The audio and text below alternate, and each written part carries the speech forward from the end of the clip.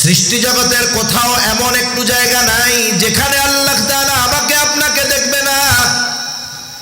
মূলত নবী বলতেছেন, ও আবু যর, তুমি যেখানেই থাকো আল্লাহকে ভয় করো। আমাদের জন্য শিক্ষণীয় বিষয় হলো, বলেন তো, আমরা অনেক সময় মন্দ কাজ পাপের কাজ থেকে মানুষের ভয়ে বেঁচে থাকি। একটা খারাপ কাজ করতে চাচ্ছি, দেখি যে আমার পরিচিত জন বন্ধু বান্ধব আসতেছে, আমার পরিবারের লোক আসতেছে, বাবা আসতেছে, বাবা দেখে ফেলবে, জেনে ফেলবে, এই ভয়ে পাপ কাজটা করি না।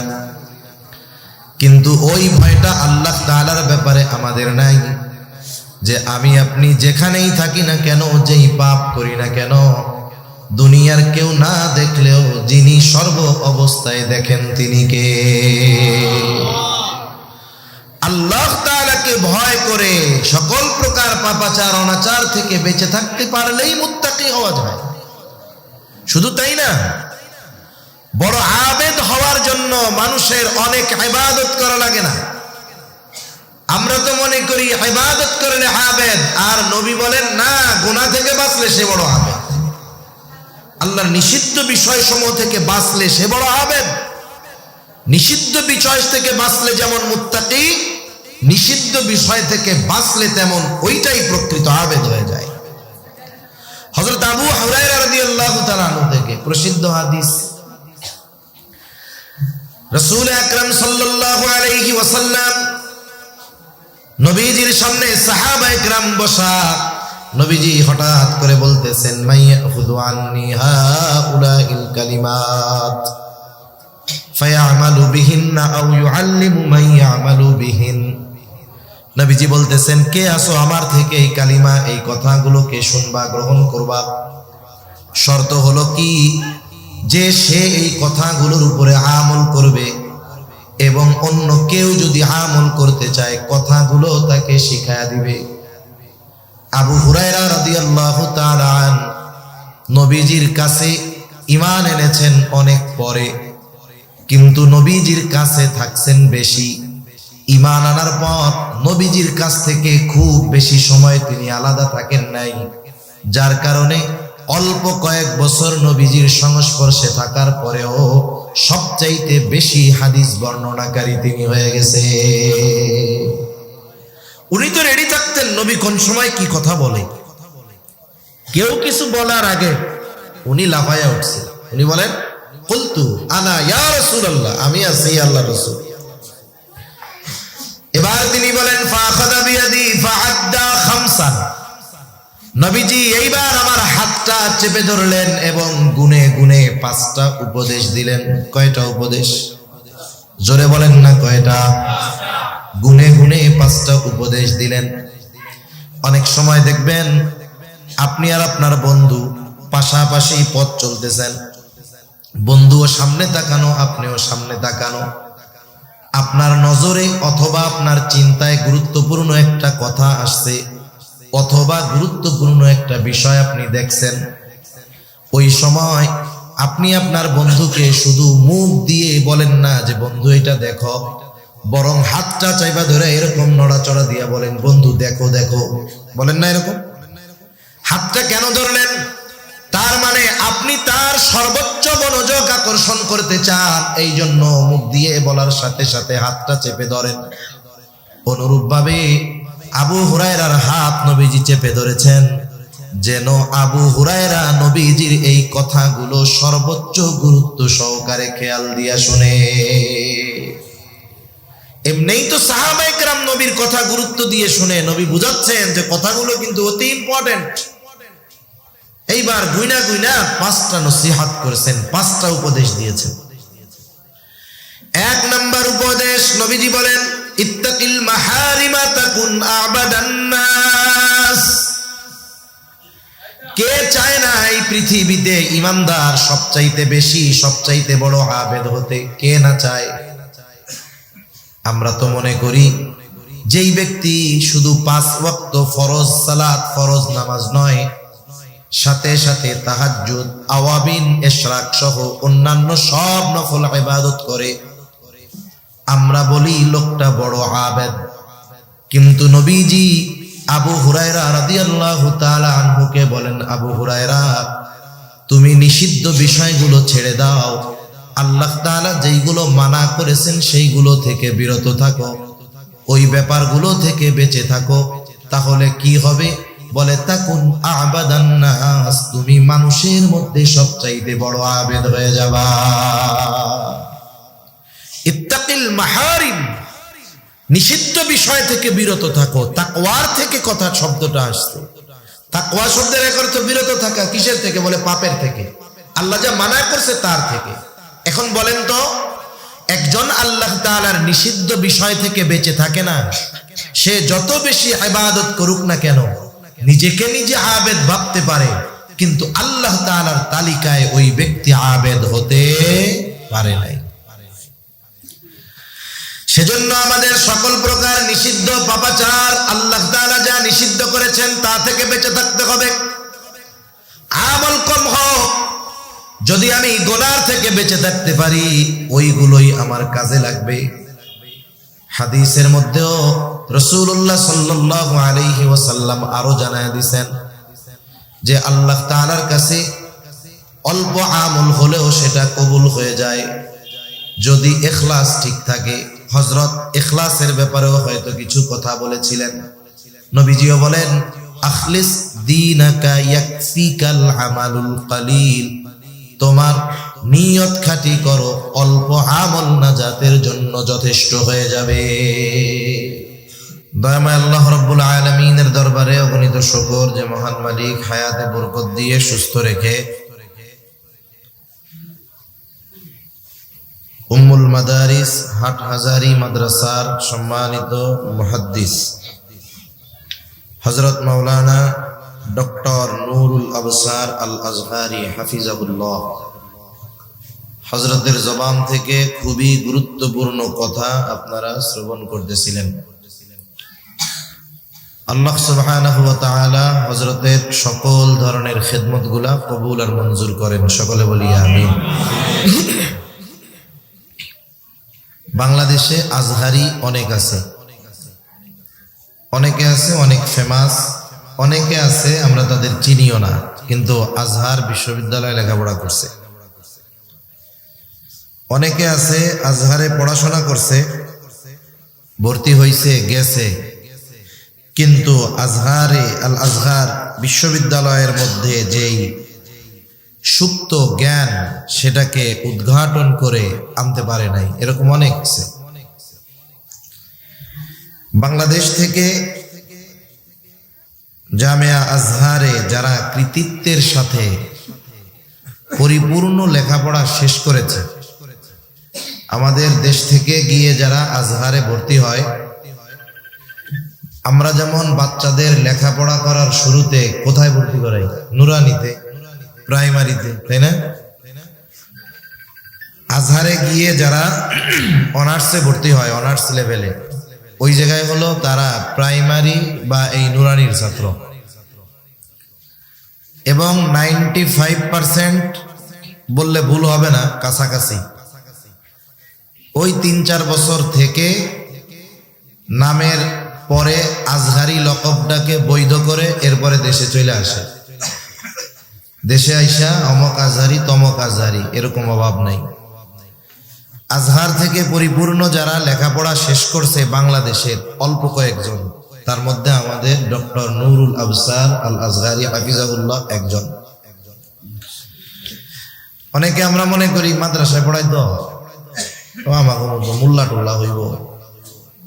আল্লাহ তাআলা হযরতকে দ্বীনি জ্ঞান যেমন দিছেন, জাগতিক জ্ঞানেরও আলহামদুলিল্লাহ একটা চূড়ায় পৌঁছানোর তৌফিক আল্লাহ তাআলা হযরতকে দিয়েছেন। আমরা দোয়া করি আল্লাহ তাআলা হযরতের মাধ্যমে বিশেষ করে বাংলাদেশের সাথে সাথে গোটা মুসলিম উম্মার বড় বড় খেদমত আল্লাহ তাআলা হযরতের মাধ্যমে নিবেন ইনশাআল্লাহ। আমরা হযরতের জন্য দোয়া করব। আমি আপনাদের খেদমতে পবিত্র কোরআনুল কারীম থেকে 2 জায়গা থেকে তিলাওয়াত করেছি ও রাসূল আকরাম সাল্লাল্লাহু আলাইহি ওয়াসাল্লামের 2টা হাদিস আপনাদের খেদমতে পাঠ করেছি। আল্লাহ তাআলার কাছে তৌফিক চাই, আল্লাহ তাআলা অল্প সময়ের মধ্যে কিছু কথা বলার তৌফিক দান করেন, যে কথাগুলো আমাদের সবার দুনিয়া এবং আখিরাতের জন্য কল্যাণকর হয়। সকলে বলি আমিন। এই যে দ্বীনি মাহফিলগুলোর মাধ্যমে আমরা শুধু আমাদের একটা আনুষ্ঠানিকতাকে সম্পন্ন করি, বা যারা আয়োজন করে তারাও এই উদ্দেশ্যে করেন না। আমরা এই মাহফিলগুলোর মাধ্যমে যেমন আত্মিক উন্নতি আশা করি, অনুরূপভাবে আমলের উন্নতি আশা করি, অনুরূপভাবে সামাজিকভাবে আমরা যেন দিন পালনে আরো অগ্রসর হতে পারি, এই ব্যাপারটাও আমরা আশা করি। ঠিক কিনা বলেন? একটা দ্বীনি মাহফিল এটা একটা সমাজ পরিবর্তনের ভূমিকা রাখতে পারে। এটা শুধু ব্যক্তি পরিবর্তনের ভূমিকা রাখে না, এটা সমাজ পরিবর্তনের ভূমিকা রাখতে পারে। এজন্য দ্বীনি মাহফিলগুলোতে বিভিন্ন ধরনের আলোচনা হয়। মানুষের ব্যক্তি জীবনের আলোচনা হয়, ঈমান আকীদার আলোচনা হয়, আমলের আলোচনা হয়, সামাজিক বিষয় নিয়ে আলোচনা হয়, এবং জাতির কল্যাণের কথা চিন্তা করে ইসলামী রাজনীতির আলোচনাও এই মজলিসগুলো থেকে করার দরকার হয়। ঠিক কিনা বলেন? তা সম্মানিত উপস্থিতি, আমি যে আয়াতদ্বয় আপনাদের খেদমতে তিলাওয়াত করেছি, আল্লাহ সুবহানাহু ওয়া তাআলা এই আয়াত দুইটার মধ্যে আমাদেরকে আল্লাহ তাআলাকে যথাযথভাবে ভয় করার এবং মুসলমান হওয়ার জন্য নির্দেশ দিয়েছেন। যেমন আল্লাহ তাআলা এক আয়াতে বলেন, ইয়া আইয়ুহাল্লাযীনা আমানুত্তাকুল্লাহা হাক্কা তুকাতিহি ওয়া লা তামুতুন্না ইল্লা ওয়া আনতুম মুসলিমুন। আল্লাহ তাআলা বলেন, হে ঈমানদারেরা, তোমরা আল্লাহকে যথাযথভাবে ভয় করো। ওয়ালা তামুতুন্না ইল্লা ওয়া আনতুম মুসলিমুন, আর তোমরা মুসলমান না হয়ে মৃত্যুবরণ করো না। মুসলমান না হয়ে মৃত্যুবরণ করো না, এই আদেশ আল্লাহ তাআলা দিবেন কাদের? বলে ঈমানদারদের। আমরা সবাই ঈমানদার না? আমাদেরকে নির্দেশ দিছে যে মুসলমান না হয়ে তোমরা মরো না। তার মানে আল্লাহ তাআলা কোরআনুল কারীমের আরেক জায়গায় বলেন, ইয়া আইয়ুহাল্লাযীনা আমানু দুখুলু ফিস-সিলমি কাফা ওয়া লা তাত্তাবিউ খুতুওয়াতিশ শাইতান ইন্নাহু লাকুম আদুউম মুবিন। আল্লাহ তাআলা বলেন, হে ঈমানদারেরা, উদখুলু ফিস-সিলমি কাফা, তোমরা পরিপূর্ণভাবে ইসলামের মধ্যে দাখিল হয়ে যাও। সাথে সাথে আল্লাহ তাআলা বললেন, ওয়ালা তাত্তাবিউ খুতুওয়াতিশ শাইতান, তোমরা শয়তানের পদাঙ্ক অনুসরণ করো না, সে তোমাদের কিন্তু প্রকাশ্য দুশমন। কয়েকটা কথা বুজুর্গানে দ্বীনের কথা নকল কইরাই বলি। তাহলে আল্লাহ তাআলা ঈমানদারদেরকে পরিপূর্ণ ইসলাম মানতে বলেছেন। তার মানে ইসলাম শুধু নামাজ, রোজা, হজ, যাকাত এতটুকুর মধ্যে সীমাবদ্ধ নয়। ইসলাম গোটা জীবনের প্রতিটা শ্বাসে প্রশ্বাসে পদক্ষেপে পদক্ষেপে প্রয়োজন। ঠিক কিনা বলেন? ইসলাম হলো আল্লাহ তাআলার পক্ষ থেকে এমন এক মনোনীত দ্বীন, এমন এক মনোনীত জীবন ব্যবস্থা, এই গোটা হায়াতের এমন কিছু বাদ নাই যে ওই ব্যাপারে ইসলাম আমাদের নির্দেশনা দেয় না। যদি কেউ বলে ওই জায়গায় ইসলাম নাই, তাহলে সে ভুলের মধ্যে আছে। কেউ যদি বলে ইসলামে রাজনীতি নাই, ভুলের মধ্যে আছে। কেউ যদি বলে ইসলামে অর্থনীতি নাই, ভুলের মধ্যে আছে। পৌরনীতি নাই, সমাজনীতি নাই, কেউ যদি এই ধরনের কথা বলে, নিঃসন্দেহে সে বড় ভুলের মধ্যে আছে। ঠিক কিনা বলে? জাগতিক কাজগুলো কোন পদ্ধতিতে করতে হবে সেটাও ইসলামে আছে। আরে রাতে কেমনে ঘুমোতে হবে ইসলামে আছে না নাই? নবীজি বলছে রাতে ঘুমানোর সময় বাতি বন্ধ করে ঘুমাবা। রাত্রে ঘুমানোর সময় লাইট বন্ধ করে বা বাতি বন্ধ করে ঘুমানোর কথা ইসলামে আছে। যখন কেউ ঘুমোতে যাবে বিছানা ঝাড়ু দিয়ে ঘুমানোর কথা ইসলামে আছে না নাই? নবী বলতেছেন লুঙ্গি দিয়া হইলেও বিছানাটা ঝাড়া দিয়া ঘুমাবা। এখন বলেন, যেই ইসলাম আমাকে লাইট বন্ধ করে ঘুমানোর কথা বলে, যেই ইসলাম আমাকে বিছানা ঝাড়ু দিয়ে ঘুমানোর কথা বলে, যেই ইসলাম আমার জরুরত সারার পদ্ধতি আমাকে বলে দেয়, সেই ইসলামে এই দুনিয়ার কোন জিনিস থাকবে না? ঠিক কিনা বলেন? একদিন এক মজলিসে সব কথা আলোচনা করা সম্ভব নয়, আর এতটা সময়ও আমাদের হাতে থাকে না বা নাই, অথবা বলাও সম্ভব নয়। অল্প কিছু কথা, কয়েকটা কথা বলার লক্ষ্যে আয়াত দুইটার সাথে দুইটা হাদিস পাঠ করেছি। এক নম্বর বিষয়, তাকওয়ার ব্যাপারে ইমানদারকে আল্লাহ তাআলা তাকওয়া অর্জন করতে বলেছে, খোদা ভীরুতা অর্জন করতে বলেছে। বুজুর্গানে দ্বীনের ভাষায় তাকওয়া হলো আল্লাহ তাআলার নিষিদ্ধ বিষয় থেকে বেঁচে থাকা, আর যেগুলো আদেশ করছে এগুলো করা। যে করবে সেই মুত্তাকি। ঈমান আনার মাধ্যমে একটা মানুষ তাকওয়ার প্রথম দরজায় প্রবেশ করে, কারণ যার ঈমান নাই তার হারাম থেকে বাইসে থেকে কোনো লাভ নাই।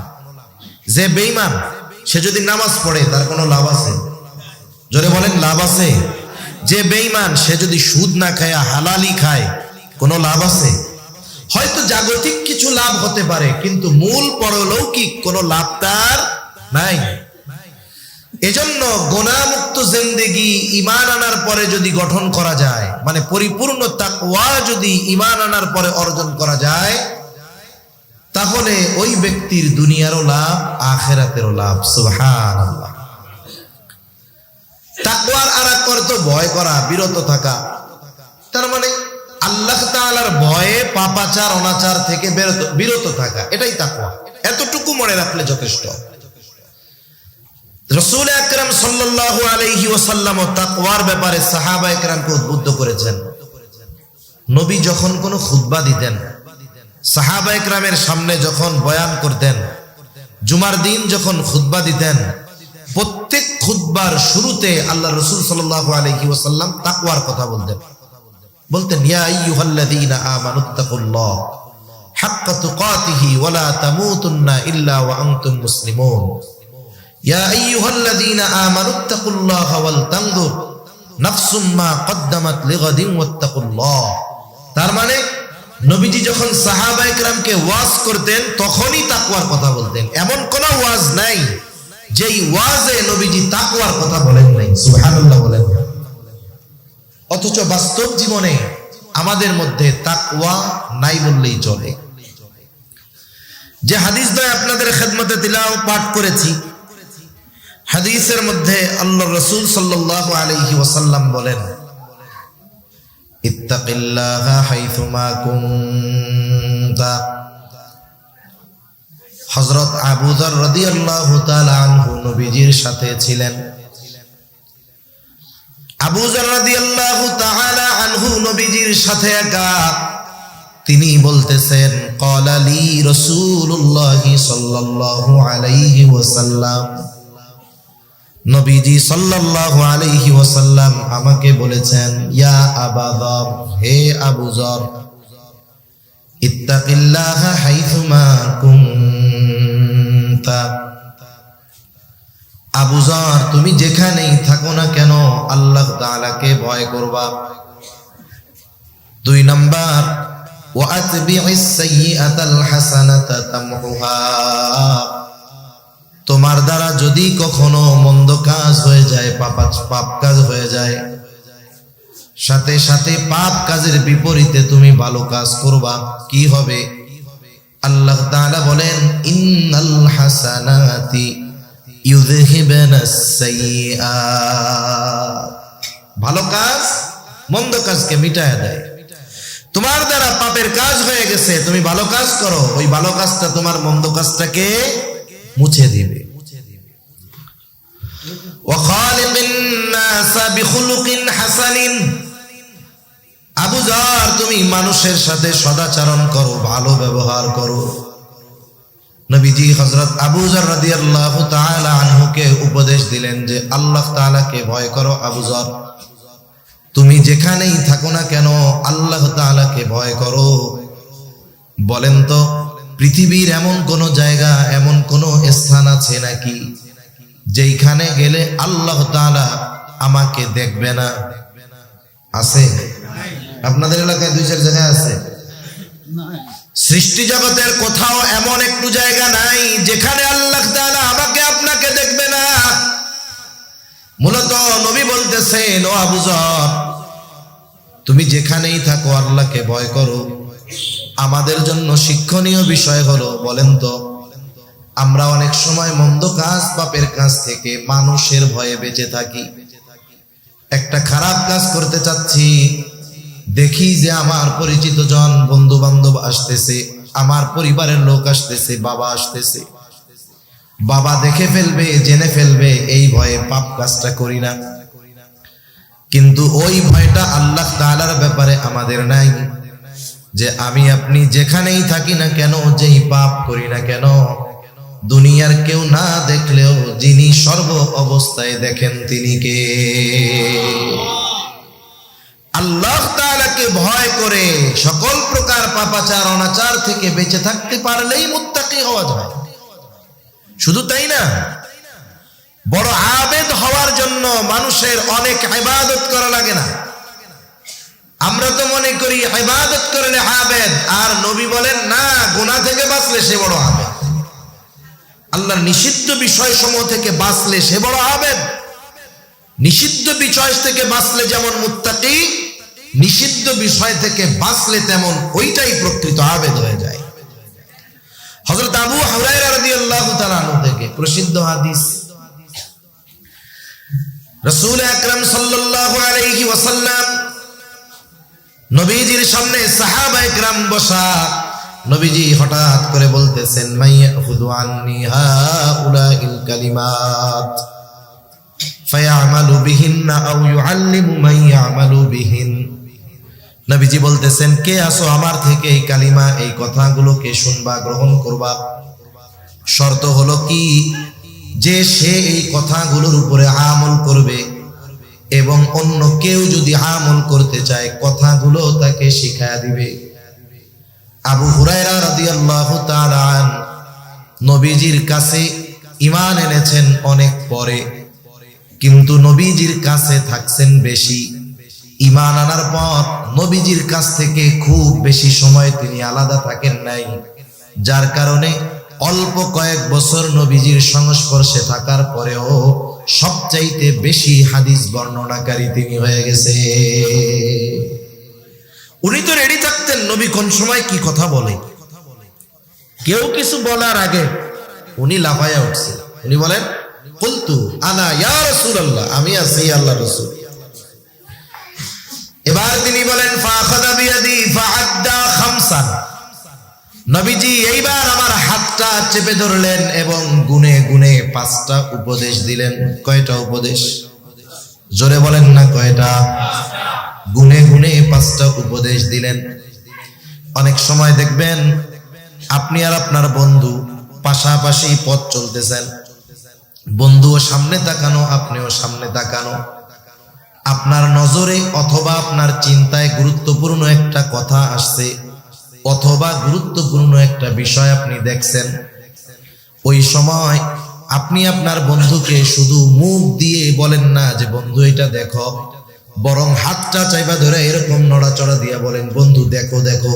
বলেন না এরকম? হাতটা কেন ধরলেন? তার মানে আপনি তার সর্বোচ্চ মনোযোগ আকর্ষণ করতে চান, এই জন্য মুখ দিয়ে বলার সাথে সাথে হাতটা চেপে ধরেন। অনুরূপ ভাবে আবু হুরায়রার হাত নবীজি চেপে ধরেছেন, যেন আবু হুরায়রা নবীজির এই কথাগুলো সর্বোচ্চ গুরুত্ব সহকারে খেয়াল দিয়া শুনে। এমনিই তো সাহাবায়ে কেরাম নবীর কথা গুরুত্ব দিয়ে শুনে, নবী বুঝাচ্ছেন যে কথাগুলো কিন্তু অতি ইম্পর্টেন্ট। এইবার গুইনা গুইনা 5টা নসিহত করেছেন, 5টা উপদেশ দিয়েছেন। 1 নাম্বার উপদেশ, নবীজি বলেন, ইত্তাকিল মাহারিমা তাকুন আবাদান নাস। কে চায় না এই পৃথিবীতে ইমানদার সবচাইতে বেশি সবচাইতে বড় আবেদ হতে? কে না চায়? আমরা তো মনে করি যেই ব্যক্তি শুধু 5 ওয়াক্ত ফরজ সালাত, ফরজ নামাজ নয়, সাথে সাথে তাহাজ্জুদ, আওয়াবিন, ইশরাক সহ অন্যান্য সব নফল ইবাদত করে, আমরা বলি লোকটা বড় আবেদ। কিন্তু নবীজি আবু হুরায়রা রাদিয়াল্লাহু তাআলা আনহুকে বলেন, আবু হুরায়রা, তুমি নিষিদ্ধ বিষয়গুলো ছেড়ে দাও, আল্লাহ তাআলা যেইগুলো মানা করেছেন সেইগুলো থেকে বিরত থাকো, ওই ব্যাপারগুলো থেকে বেঁচে থাকো, তাহলে কি হবে? বলে তাকুন আবাদান নাস, তুমি মানুষের মধ্যে সবচাইতে বড় আবেদ হয়ে যাবা। ইত্তাকিল মাহারিম, নিষিদ্ধ বিষয় থেকে বিরত থাকো। তাকওয়ার থেকে কথা শব্দটা আসছে। তাকওয়া শব্দের এক অর্থ বিরত থাকা। কিসের থেকে? বলে পাপের থেকে, আল্লাহ যা মানা করছে তার থেকে। এখন বলেন তো, একজন আল্লাহ তাআলার নিষিদ্ধ বিষয় থেকে বেঁচে থাকে না, সে যত বেশি ইবাদত করুক না কেন, নিজেকে নিজে আবেদ ভাবতে পারে, কিন্তু আল্লাহ তাআলার তালিকায় ওই ব্যক্তি আবেদ হতে পারে নাই। সেজন্য আমাদের সকল প্রকার নিষিদ্ধ পাপাচার, আল্লাহ তাআলা যা নিষিদ্ধ করেছেন তা থেকে বেঁচে থাকতে হবে। আমল কম হোক, যদি আমি গুনাহ থেকে বেঁচে থাকতে পারি, ওইগুলোই আমার কাজে লাগবে। হাদিসের মধ্যেও রাসূলুল্লাহ সাল্লাল্লাহু আলাইহি ওয়াসাল্লাম আরো জানায় দিয়েছেন যে আল্লাহ তাআলার কাছে অল্প আমল হলেও সেটা কবুল হয়ে যায় যদি ইখলাস ঠিক থাকে। হযরত ইখলাসের ব্যাপারেও হয়তো কিছু কথা বলেছিলেন। নবীজিও বলেন, আখলিস দীনাকা ইয়াকফিকাল আমালুল কালিল, তোমার নিয়ত খাঁটি করো, অল্প আমল নাজাতের জন্য যথেষ্ট হয়ে যাবে। কেউ এ কথা বলতে পারবে না নবীজিও কখনো বেশি ইবাদতের কথা বলছে, আল্লাহ বেশি ইবাদতের কথা বলছে, কেউ বলতে পারবে না। বরং আল্লাহ তাআলা তো কোরআনে সুন্দর ইবাদতের কথা বলছে। আল্লাহ তাআলা বলেন, আল্লাযী খালাকাল মাউতা ওয়াল হায়াতা লিয়াবলুয়াকুম আইয়ুকুম আহসানু আমালা। আল্লাহ তাআলা বলেন, তিনি মৃত্যু এবং জীবনকে সৃষ্টি করেছেন কেন? বলে লিয়াবলুয়াকুম, তোমাদের পরীক্ষা করার জন্য। জিজ্ঞাসা যদি করা হয় আল্লাহ কি পরীক্ষা? বলে আইয়ুকুম আহসানু আমালা, পরীক্ষাটা হলো তোমাদের মধ্যে কার আমল কত সুন্দর। আল্লাহ বলেন নাই যে আইয়ুকুম আকসারু আমালা, যে তোমাদের মধ্যে কে কত বেশি আমল করে। তার মানে আল্লাহ তাআলা সুন্দর আমল চান। এখন যেই ব্যক্তি ভালো কাজও করে, ইবাদত করে, গুনাহও করে, সে আবেদ হইতে পারে নাই। ভালো কাজও করে, পাপও করে, এই পাপ করার কারণে তার ভালো কাজের সৌন্দর্যটা নষ্ট হয়ে যায়। মনে করেন একবারে ধবধবা সাদা একটা জামা, ওই জামার মধ্যে 2-3টা কালা দাগ মেরে দিলে কেমন লাগবে? জামার সৌন্দর্য পুরো শেষ। এই জন্য পাপ ইবাদতের সৌন্দর্যকে নষ্ট করে দেয়। এজন্য সকল প্রকার নিষিদ্ধ বিষয় থেকে বেঁচে থাকার দরকার। সেটা ব্যক্তিগত বিষয় হতে পারে, সামাজিক বিষয় হতে পারে, রাষ্ট্রীয় বিষয় হতে পারে। আসলে অনেক সময় হারাম কাজগুলোকে আমরা আনন্দের উপলক্ষ বানায় নেই, ঠিক কিনা বলেন? হারাম কাজকে আনন্দের উপলক্ষ বানিয়ে নেয়। তার মানে যারা হারাম কর্মগুলোকে আনন্দ উদযাপনের উপলক্ষ বানিয়ে নিয়েছে, তার মানে ওই হারাম কাজের অঘোষিত বৈধতা তারা প্রদান করেছে। নাচ গান, গান বাদ্য আপনাদের সমাজে তো আলহামদুলিল্লাহ নাই, জোরে বলেন না? আছে, প্রচুর পরিমাণ আছে। এখন তো অনেক জায়গায় সাধারণ ছোটখাটো অনুষ্ঠানেও অর্ধ উলঙ্গ নারী আর শিল্পী এনে না গাওয়াইলে না নাচাইলে ভালো লাগে না। আছে না নাই বলেন? আছে, অভাব নাই। বিবাহ অনুষ্ঠানে নাচ গান, ডেক সেট বাজানো, বেপরদা কর্মকাণ্ড, এগুলো সমাজের মানুষ এখন কোনো পাপই মনে করে না, সাধারণ কাজ মনে করে। যেই মাইকে ওয়াজ হচ্ছে ওই মাইকেই দেখা যাবে পরের দিন গান বাজতেছে। যেই শ্রোতা এখানে ওয়াজ শুনছে দেখা যাবে আগামীকাল রাত জেগে কোথাও তারা গানের অনুষ্ঠানেও আছে। জোরে বলেন। দেখা যাবে অনেক জায়গায় যেই আয়োজকেরা তাফসীর মাহফিলের আয়োজন করছে দেখা যাবে ওই আল্লাহর বান্দারাই পহেলা বৈশাখে আবার গানের আয়োজন করে বসে আছে। আছে না নাই? মনে রাখতে হবে এগুলো ভালো কাজ না। একেবারে সব ধরনের পাপ থেকে আমাদের বেঁচে থাকা দরকার। পাপ আমাদের আমলের সৌন্দর্য নষ্ট করে দেয়। 10 মণ দুধ নষ্ট হওয়ার জন্য 10 মণ গরুর প্রস্রাব লাগে না, এর 1 কাপও লাগবে না। 10 মণ দুধের মধ্যে যদি ঢাইলা দেওয়া হয় দুধ নষ্ট হয়ে যাবে।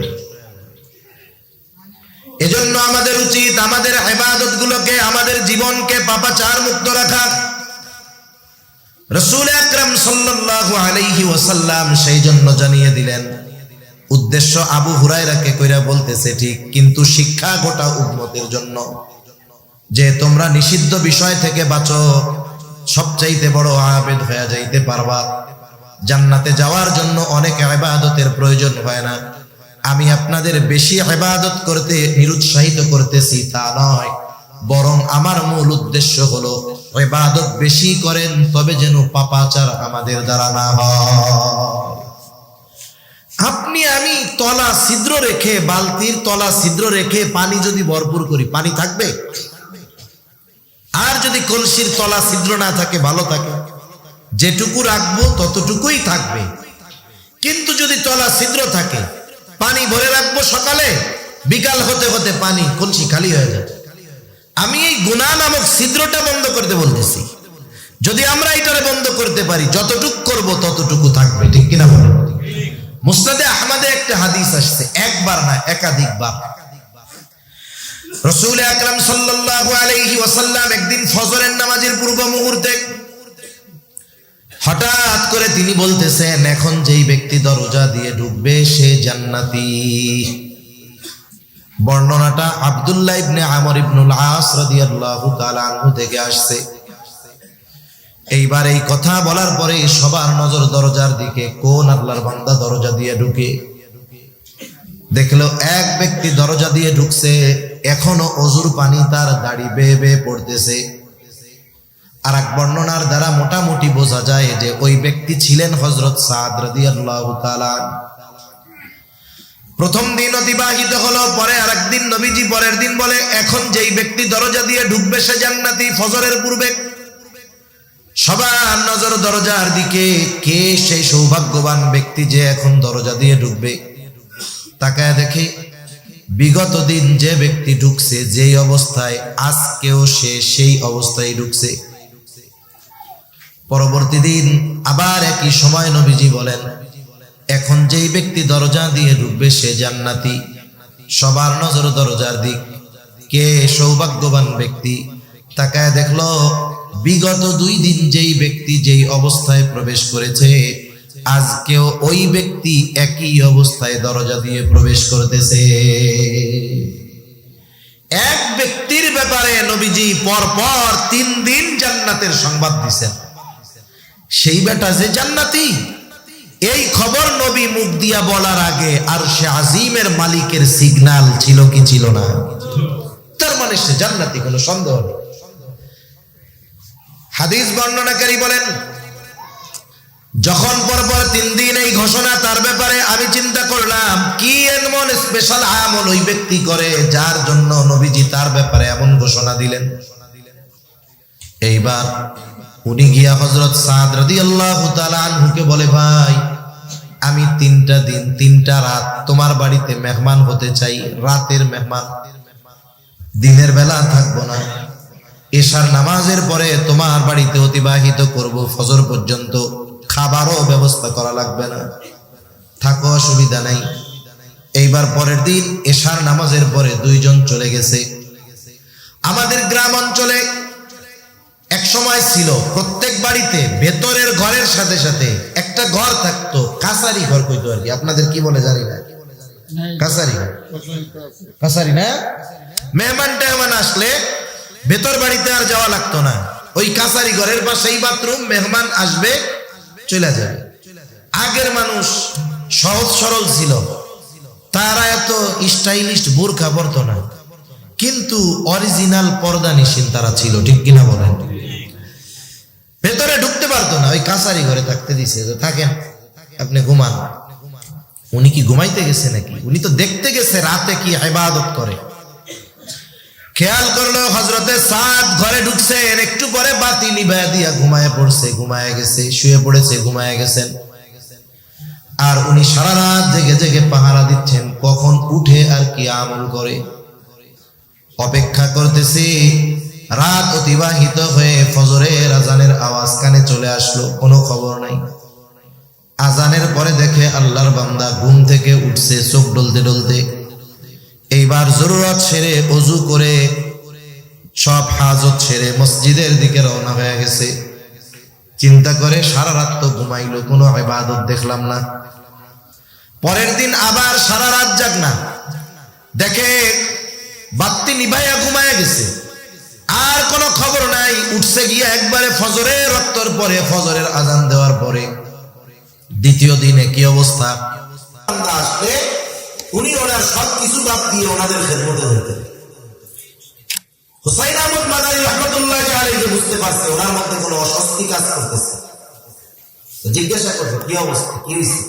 তখন উনি বলছেন যে দৈনিক এই সময় আমি কিছু লেখি, এখন এই সময়টা পার হচ্ছে, আমার লেখা হইতেছে না, আমার মধ্যে অস্থিরতা কাজ করতেছে। উনি লেখার স্থানে গিয়ে বসে দুই কলম লিখে আসছেন, এই পর্যন্ত ওনার অস্থিরতা দূর হয় নাই। সুবহানাল্লাহ। তাহলে যে ব্যক্তি ধারাবাহিক আমল করে পরপর 3 দিন তার আমল বাদ যাবে, এটা তো হইতে পারে না।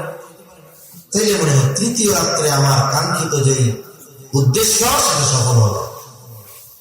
তৃতীয় দিন আবার ইশার নামাজের পরে তিনি দেখলেন ঘুমায় গেছে, আর তিনি সারা রাত অপেক্ষা করতেছেন, এই বুঝি উঠে, এই বুঝি আমলটা দেখি। সারা রাত পার হয়ে গেল, ফজরের আজানের পরে ঘুম থেকে উঠলেন। 3 দিন দেখলেন ইশার নামাজের পরে ঘুমায়, ফজরের আজান দিলে ঘুম থেকে উঠে, স্পেশাল কোনো আমল পাইলাম না।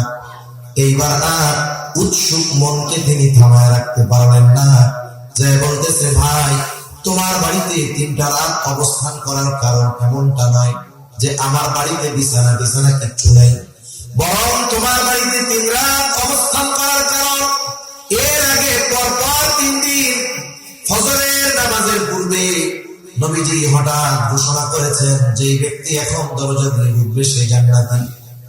আমরা সবাই নজর দিয়ে তাকায় আছি কোন ব্যক্তি ঢুকে।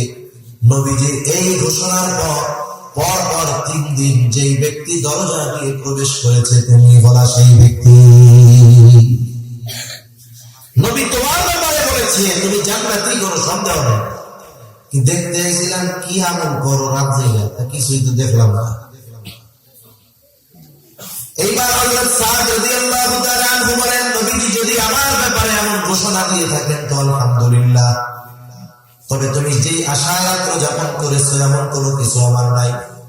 তবে একটা জিনিস, আমি তো অন্যান্য যেগুলো করণীয় সেগুলো অবশ্যই করি, বর্জনীয় বিষয়গুলো থেকে বেঁচে থাকি।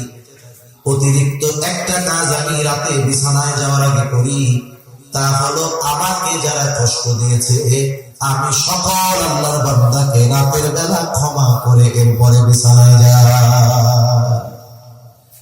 এখন বলেন আমাদের দেশে যদি কেউ তাহাজ্জুদ না পড়ে তাহলে আমরা আল্লাহর ওলি বলতে রাজি নেই।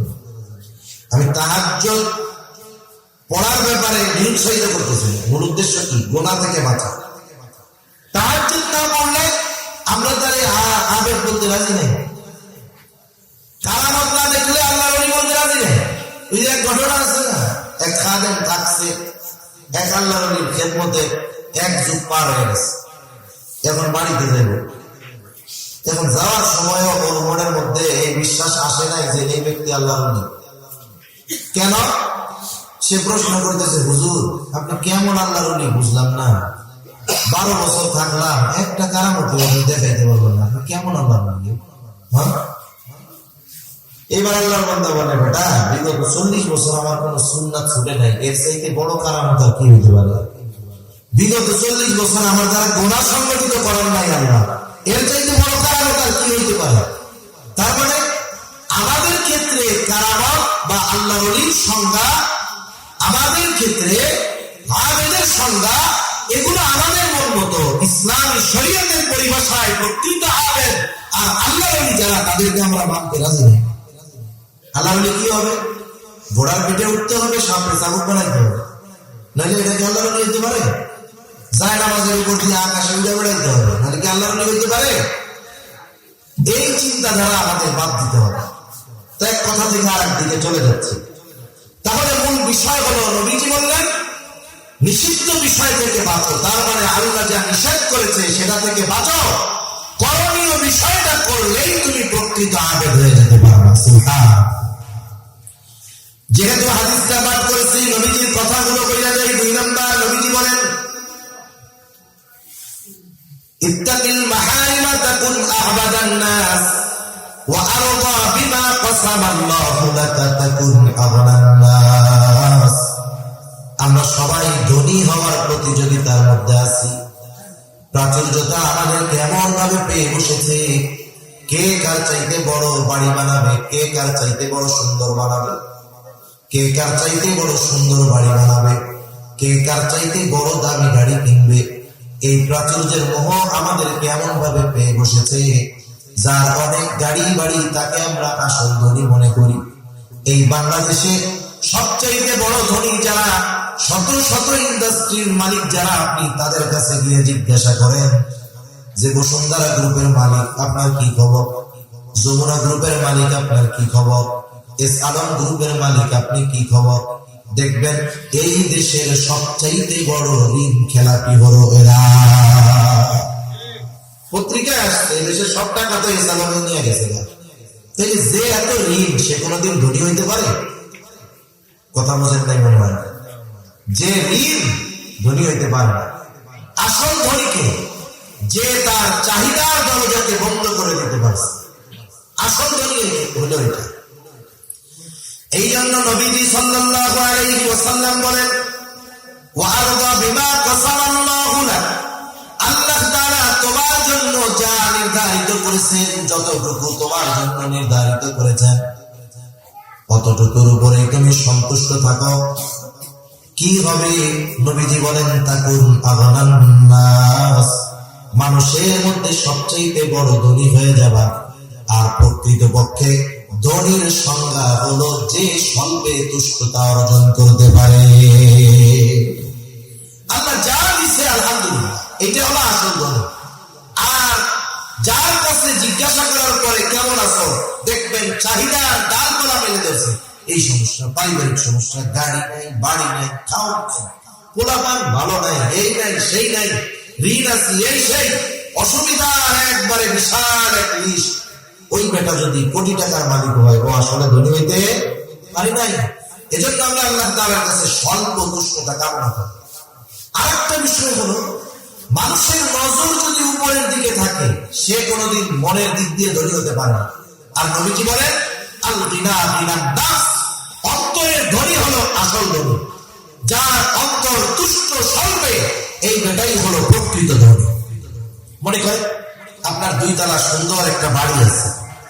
এখন আপনার 2 তলা সুন্দর বাড়ির পাশে 20 তলা একটা বিল্ডিং আছে। প্রথমে খালি আপনার 2 তলাটা ছিল, আশেপাশে বিল্ডিং নাই।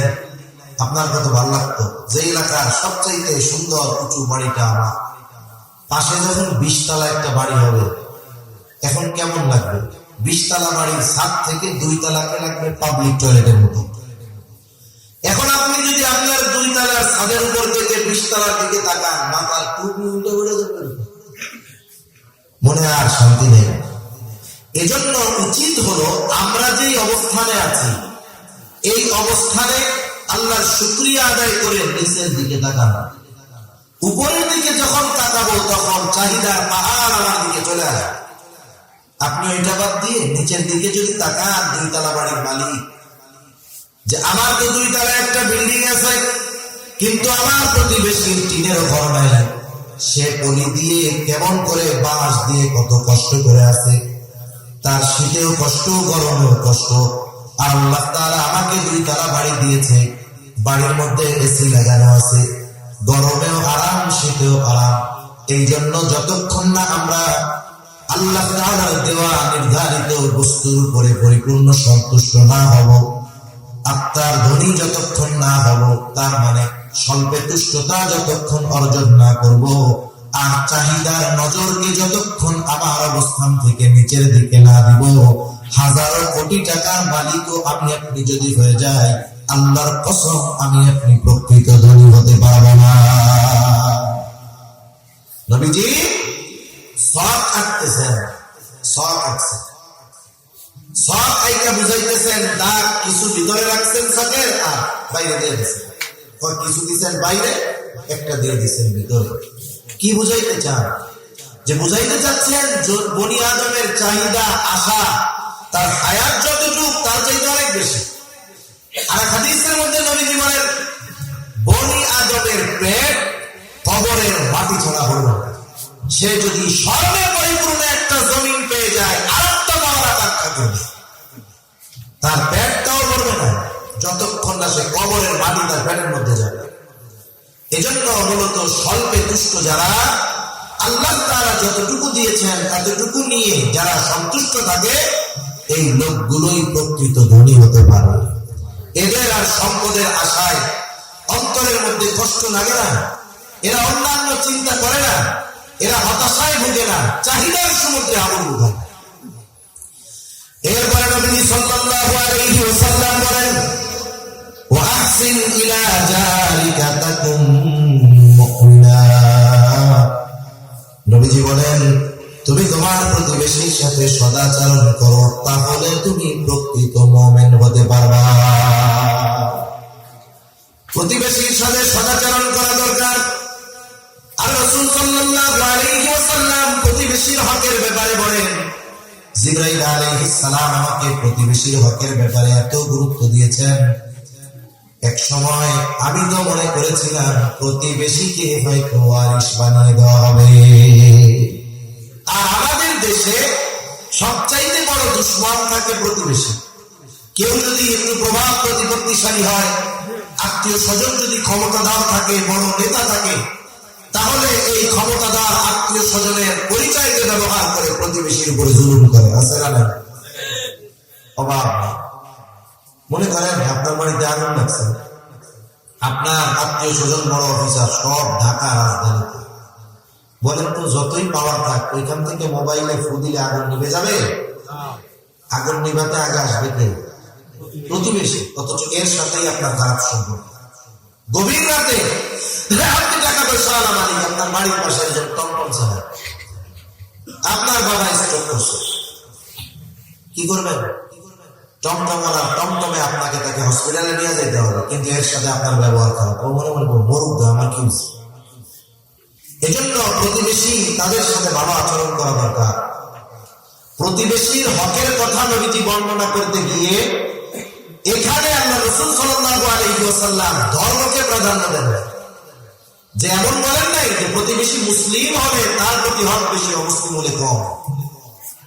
আয়েশা সিদ্দিকা রাদিয়াল্লাহু তাআলা আনহা নবীজিকে জিজ্ঞাসা করতেছে, আমার প্রতিবেশী একজন মুসলিম আর একজন অমুসলিম, ইয়া রাসূলুল্লাহ, এই দুইজনের মধ্যে প্রতিবেশী হিসাবে আমার কাছে বেশি হক প্রাপ্য কে? নবীজি বলতে পারতেন যে মুসলিম সে, এই কথা নবীজি বলেন নাই। নবীজি বললেন যার দরজা তোমার দরজার বেশি কাছে, প্রতিবেশী হিসাবে সে তোমার কাছে বেশি হক প্রাপ্য। সুবহান। তাহলে একজন প্রতিবেশী যদি অমুসলিম হয়, সে যদি আমার বেশি কাছে হয় একজন মুমিনের চাইতে, প্রতিবেশী হিসাবে অমুসলিম হক, প্রতিবেশী হিসাবে সে আমার কাছে বেশি হক প্রাপ্য। এজন্য একটা মানুষ যদি প্রকৃত মুমিন হতে চায়, নবীজি বলেন সে যেন প্রতিবেশীর সাথে সদাচরণ করে, ভালো ব্যবহার করে, প্রতিবেশীর কষ্টের কারণ যেন না হয়, প্রতিবেশীকে যেন কষ্ট না হয়। আমাদের অবস্থা কি? আমরা ভালো প্রতিবেশী চাই, কিন্তু নিজে ভালো প্রতিবেশী হইতে রাজি নেই। আমি চাই যে আমার প্রতিবেশীর মাধ্যমে আমি যেন কষ্ট না পাই, কিন্তু আমি নিজে আমার প্রতিবেশীকে কষ্ট দিতে থাকি। এটা হলে হবে না, একটু সহনশীল হতে হবে। প্রতিবেশীর দ্বারা যদি একটু কষ্ট পাইও একটু সবর করবো, আর এই কারণে তাকে কষ্ট দিব না। এভাবে যদি আমি চলতে পারি ইনশাআল্লাহ আমার প্রতিবেশীও ভালো হয়ে যাবে। হাদিসের মধ্যে 3টি বিষয়কে সৌভাগ্যের প্রতীক বলা হয়েছে। এর মধ্যে একটা হলো ভালো প্রতিবেশী। একটা গল্প শোনাই আপনাদের, কষ্ট হইতেছে নাকি? এক অমুসলিম একটা জমি বিক্রয় করবে। জমিটা আব্দুল্লাহ ইবনে মুবারক রাহমাতুল্লাহি আলাইহির বাড়ির পাশে। স্বাভাবিকভাবে আপনাদের এলাকায় কোন জায়গার কোন জমির বাজার দর কত আপনাদের কম বেশি জানা আছে না? যে এই রাস্তার পাশে এই এলাকায় জমির দাম কত শতাংশ জানা আছে। এখন 2 লাখ টাকা যদি শতক হয়, কথার কথা, ওই জমি কেউ যদি 4 লাখ টাকা চাইয়া বসে তাহলে পাগল বলবেন না আপনার?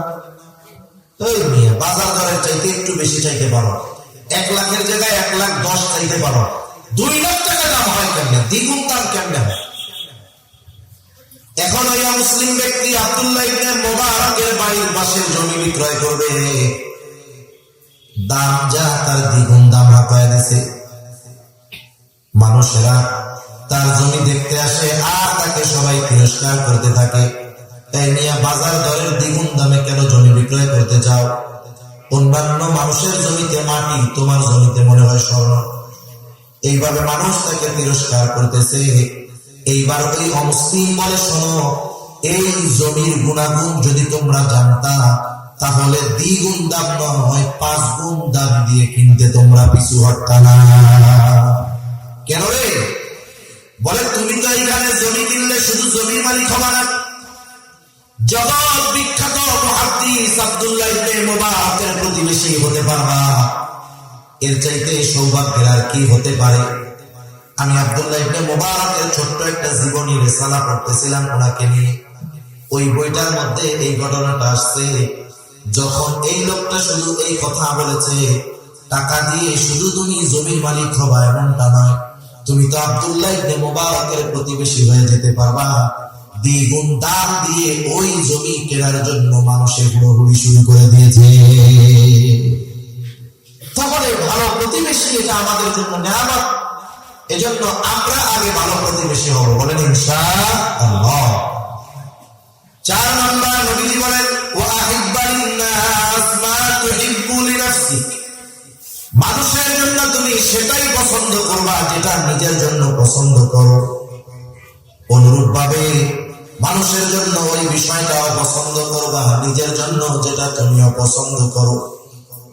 কিন্তু এই ক্ষেত্রে আমাদের সবকিছু উল্টা। আমরা মানুষের ক্ষেত্রে যেটা অপছন্দ করি সেটা দিয়ে দেই, আবার এমনকি আল্লাহর ঘরে গিয়েও আমি যেটা অপছন্দ করি সেটা করি। 2-1 জায়গায় আমি এরকম গল্পটা এমনি বলছি বোঝানোর জন্য। এক লোকের একটা ছেঁড়া টাকার নোট 100 টাকা, এমন ছেঁড়া চলেই না। দোকানদার নেয় না, ভিক্ষুকরে দিচ্ছে, হাতেও নেয় না। চিন্তা করে সালামও করি, মনে মনে করে জুমার দিন মসজিদের দান বাক্স তুমি পালাবা কোন জায়গায়, বুঝলেন না? দান বাক্সের মধ্যে 100 টাকা দিয়া 90 টাকা নিয়ে গেছে। দান করছে কত? চালায় দিছে কি টাকা? জোরে বলেন না, কি টাকা? ছেঁড়া টাকা। এই জন্য শহরে অনেক মসজিদে খালি অভিযোগ যে আল্লাহ হস্তে না দেন না দেন অসুবিধা নেই, ছিঁড়া তেনা টাকা দিয়ে না। এই যে দেখেন, ওই টাকাটা আমি নিজে চালাইতে পারতেছি না, কিন্তু আল্লাহর ঘরে চালাই দিচ্ছি। আবার আমাদের শহর অঞ্চলে দেখি আমরা অনেকে যাকাত দেন। যাকাত ইসলামপুরের বড় বড় কাপড়ের ব্যবসায়ীর দোকানে বড় করে লেখা থাকে এখানে যাকাতের কাপড়, যাকাতের লুঙ্গি, যাকাতের শাড়ি পাওয়া যায়। যাকাতের লুঙ্গি, যাকাতের শাড়ি পাওয়া যায়, এটা ওদের বানানো একটা নাম। তার মানে সবচাইতে নিম্ন মানের লুঙ্গি আর কাপড় আমার দোকানে পাওয়া যায়, এটার দ্বারাই কথা। এখন অমুক সাহেব 300 লুঙ্গি কিনছে, যাকাতের লুঙ্গি, 300 শাড়ি কিনছে, দান করবে।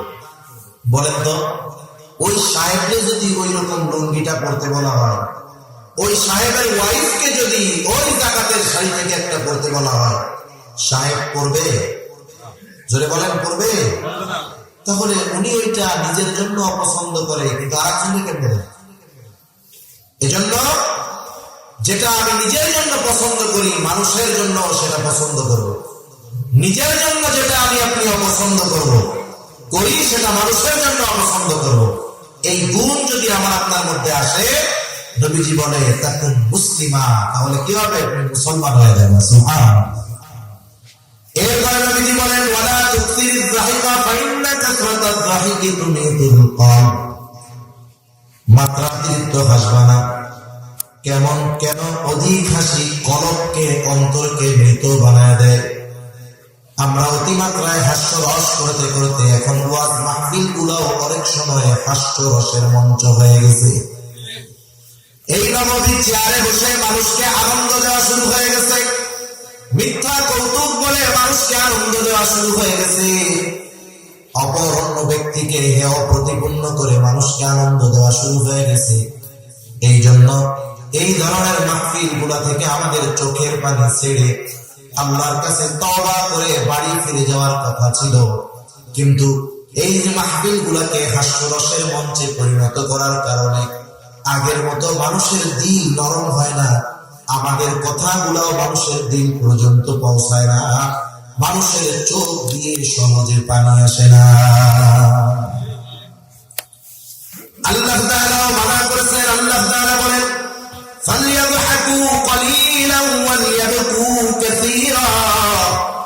আল্লাহ রাব্বুল আলামিন বলেন ফালইয়াদহাকু কলিলা, কম হাসো, ওয়ালিয়াবকু কাসীরা, কাঁদো বেশি।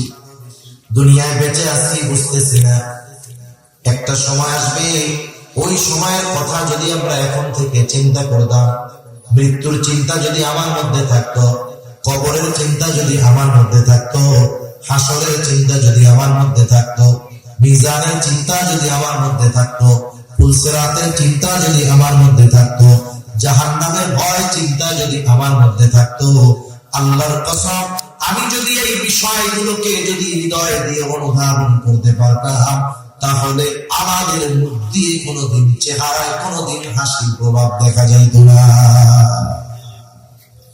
আর আমরা হেসে গেলে কাটায় দেই, অথচ জান্নাতের সুসংবাদ পাওয়ার পরেও ওই মানুষগুলো চেহারার মধ্যে সবসময় ভয় ভীতি কাজ করে।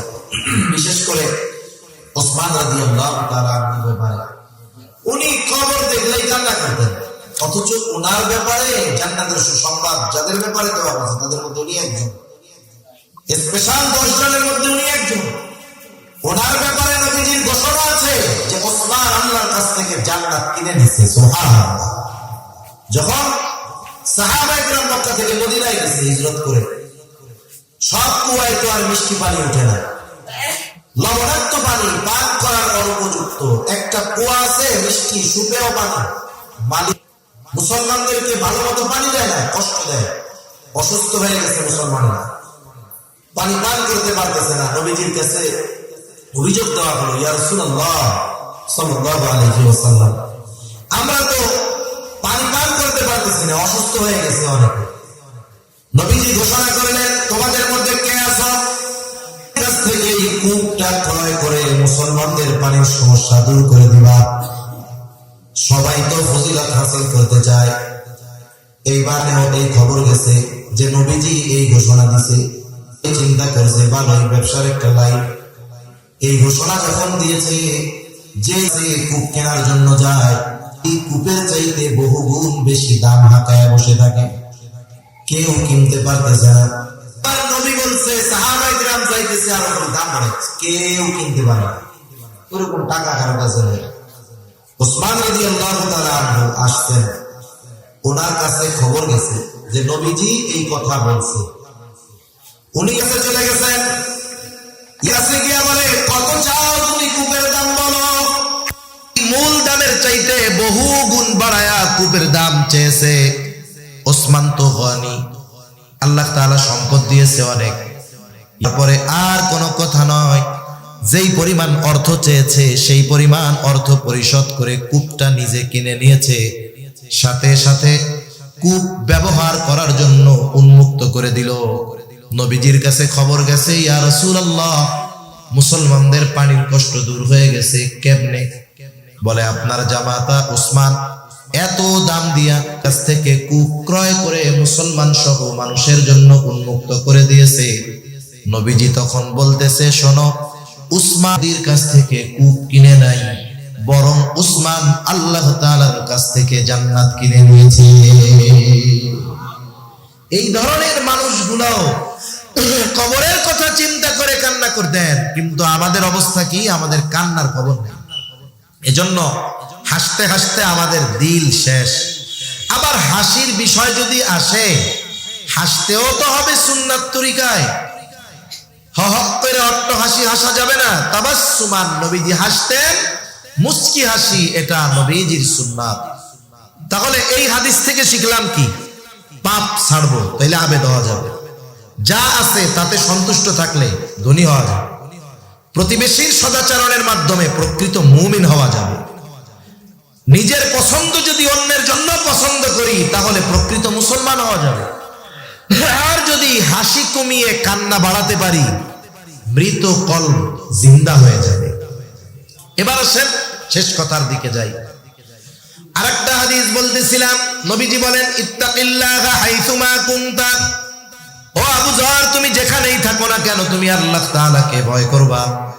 2 নাম্বার, ওয়া আতবিউস সাইয়্যাতাল হাসানাতা তামহুহা। তোমার দ্বারা যদি কখনো মন্দ কাজ হয়ে যায়, অন্যায় কাজ হয়ে যায়, ভালো কাজ করবা, কারণ ভালো কাজ মন্দ কাজকে মিটায়া দেয়। এখন মন্দ কাজ যেমন, ভালো কাজটা তেমন হতে হবে। মন্দ কাজ যেমন, ভালো কাজটাও তেমন হতে হবে। যেমন একজনে করছে কবিরা গুনাহ, এখন কবিরা গুনাহ করলে কি করতে হবে? তার তাওবা করতে হবে, তাহলে তো কবিরা গুনাহ মাফ হবে না। এইরকম ভাবে মন্দ কাজটা যেমন ওজনের, ভালো কাজটাও ওই রকম ওজনের হতে হবে। মনে করেন এর মধ্যে ছিল মদ, এই পর্যন্ত মদ, আপনি মদ ফালায় দিচ্ছেন, খালি বোতল। এই পর্যন্ত যদি পুনরায় ভালো জিনিস দিয়ে পূর্ণ করতে চান, তাইলে দুধ যদি দিতে চান, এই পরিমাণ দুধ দিতে হবে, ঠিক না? তার মানে মন্দ জিনিসটাও যেই পরিমাণের, ভালো জিনিসটাও ওই পরিমাণ হতে হবে, নাইলে ওই যে ফাঁকা জায়গাটা, ওটা পূর্ণ হবে না। এজন্য পাপ যেমন, পাপের বিপরীতে ভালো কাজও তেমন। মনে করেন একজনের সাথে আমার একটু খারাপ ব্যবহার হয়ে গেছে, আমি তার কাছে মাপ চাই দিলাম, ভাই আমার অন্যায় হয়ে গেছে, মাফ করে দেন, এই যে ভালো কাজ শেষ। এরপরে নবীজি বলেন,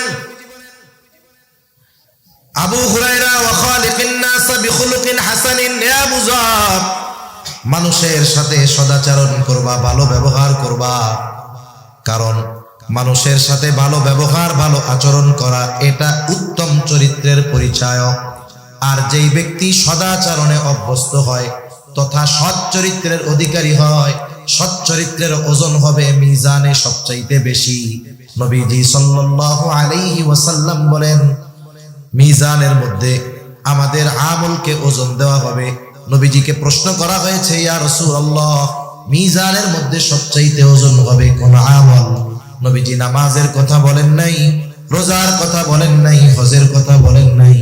নবীজি বলেন, মিজানে সবচাইতে ওজন হবে উত্তম চরিত্র। এজন্য আমরা উত্তম চরিত্র অর্জন করার চেষ্টা করব, জোরে বলি আমিন। তাহলে আল্লাহ তাআলা কি বললেন? হে ঈমানদারেরা, তোমরা আল্লাহ তাআলাকে ভয় করো। তাকওয়ার অর্থ বিরত থাকা। কিসের থেকে? বলে আল্লাহ যা নিষেধ করছে তার থেকে। এখন